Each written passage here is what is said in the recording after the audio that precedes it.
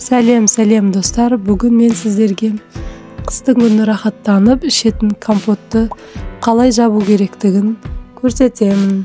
Менімен бірге болыңыздар. Мен бүгін өріктен жасап жатырмын. Компот жабудың ең оңай жолы. Жеміс-жидектерімізді жуып тазалап аламыз. Банкамызды жақсылап тазалап жуып аламыз. Банкамызды буламай-ақ жеміс-жидектерімізді салып дайындаймыз. Кез келген жеміс-жидектерді қолдана беруге болады. Дәл осындай әдіспен алма мен шиені де осылай жаптым. Банкаға жеміс-жидегіміздің үстінен 250 грамм шекерімізді қосамыз. Үстінен сақырлап қайнап тұрған ыстық суымызды құямыз.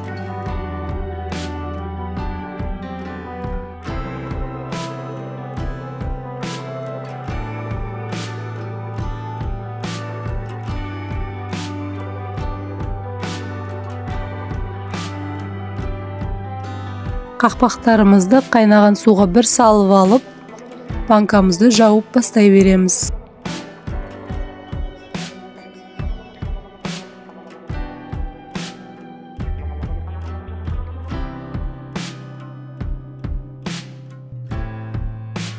Компот жабудың ең оңай жолы осы.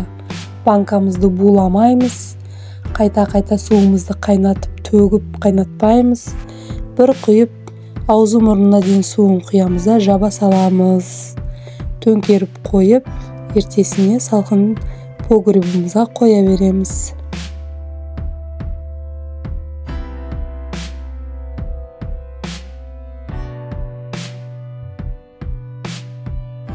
Сіздер де жасап көріңіздер. Каналға тіркеліп, лайк басып, пікір қалдыруды ұмытпаңыздар.